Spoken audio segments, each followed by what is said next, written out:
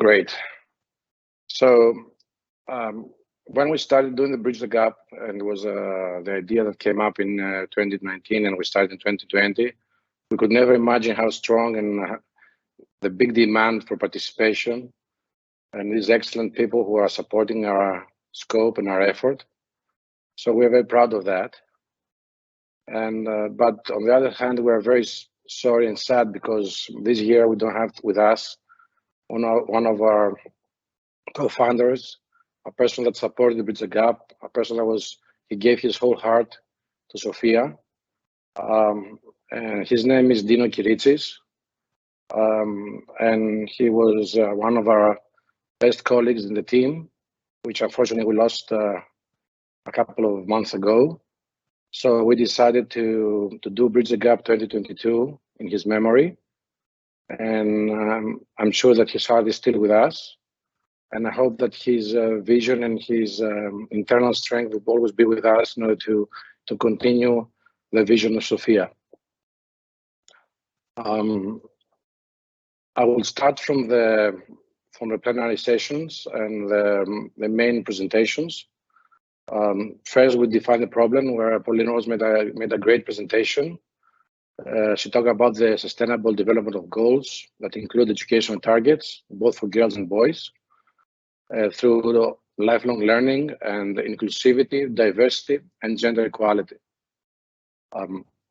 And she also showed us a very nice diagram and a very nice picture that I kept like this for your future reference, because I believe that the examples that you can read in there very easily present what the barriers are and what on the girls that they face globally.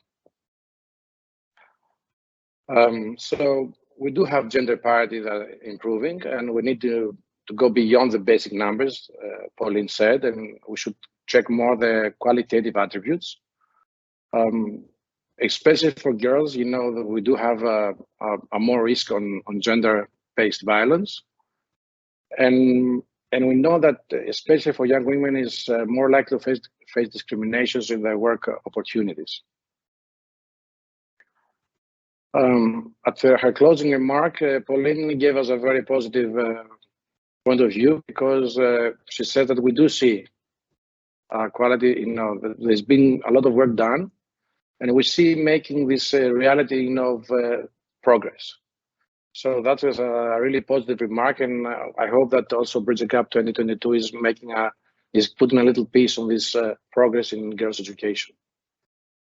Then we had the pleasure of listening to Antara giving us her remarks on tackling gender stereotypes.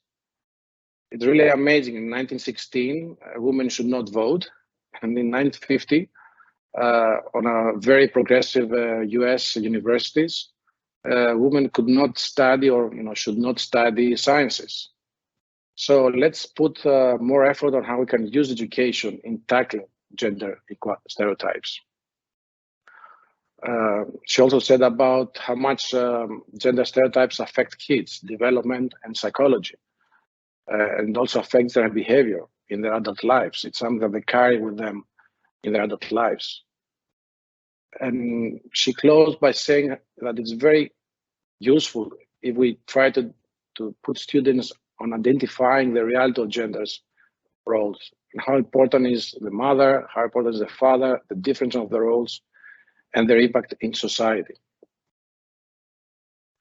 Then we had Susanna Hayes talking about school violence and giving us very important data. But she mentioned that we still need to collect more quality data on school violence. It's essential if we are to understand the prevalence of school violence. She also mentioned that we do still have in many countries around the world unacceptable ways of punishment. And that's a mistake, because that's keep on going the same problem. We need to keep kids in school and feed them. So financial barriers prevent many children, especially girls, from attending school, because the parents will choose them to work or to get married and get out of the house and don't create any more financial barriers and financial burden. And she also mentioned that we need to generate better evidence on what works to eliminate violence. So we have this great best practices and we can prove how to eliminate violence, this will be very helpful. And we need to get the education sector to care more. So we need to ring the bell, shout out loud, and put the education sector to care more about preventing violence in schools. And then we had Alexa presenting an amazing presentation about things that we think we know, but we realize when we see the numbers.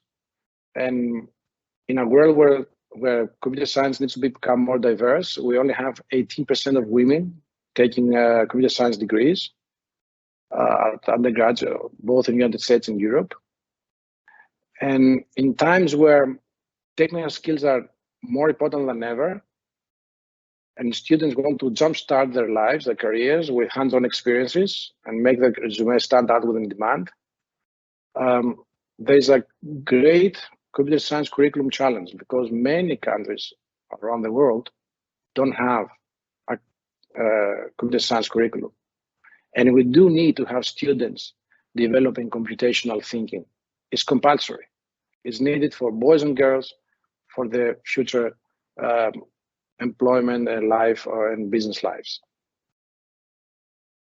So, as Alexa said, new challenges create possibilities for skilled graduates, and the rapidly changing tech landscape opens doors for student applicable certifications. So what we see now is that certificates are becoming more important and are challenging the traditional diploma path. So we need, as educators, to help our students get their certificates and stand out to the job market. So we need to use all these tools that they're out there in order for our students to get their certificates and get very useful soft skills. And then we moved over to this amazing roundtable with teachers and students, where we heard that in many areas around the world, girls do not have equal access to education and are deprivileged in comparison with boys. There are many reasons that this happen: early marriage, stereotypes of women's future roles, division of household labor, safety in school, going back and forth to school. Girls are more afraid if the school is not safe or the path to the school is not safe.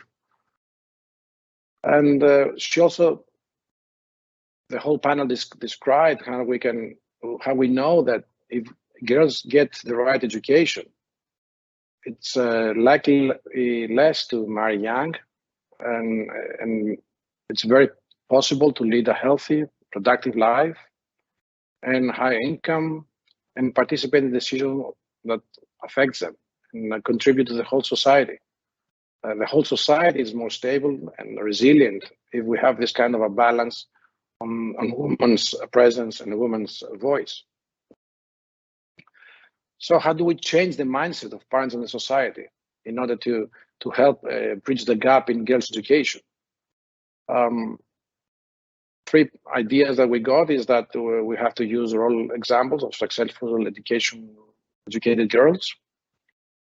We can also use our strong voice, all of us, but we also need governmental initiatives. We need the government to support these initiatives or create new ones in order to bridge the gap. And of course, we need trained teachers who will always have continuous self-development and involvement on helping bridge the gap in girls' education. Co-creation, extremely useful. We heard that if you go alone, you go faster. If we go together, we go further. So let's go together. Teachers, principals, families, government. We can all support the different kind of initiatives that are, or create new ones around the world in order to co-create ways of bridging the gap for girls' education.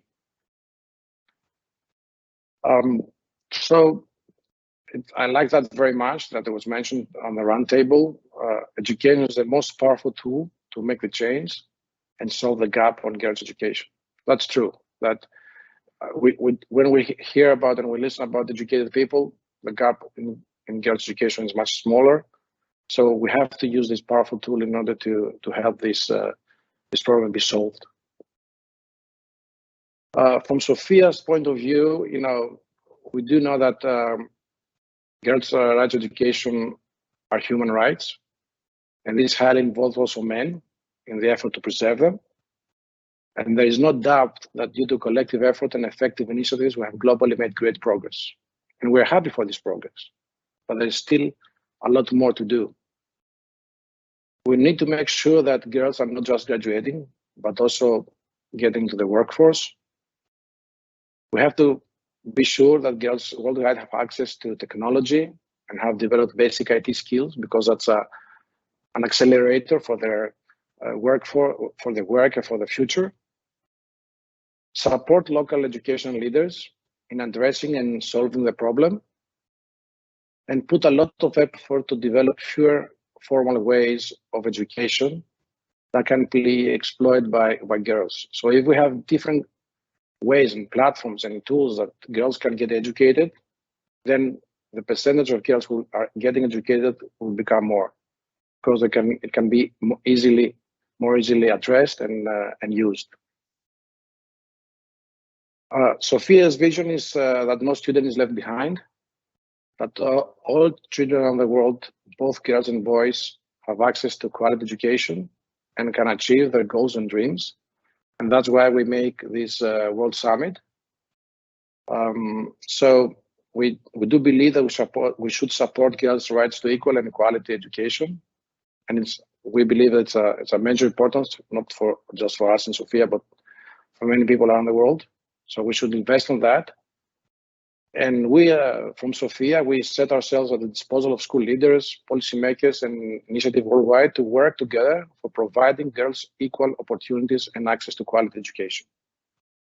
This is an open call for the global education community. Let's all join forces. Let's do it.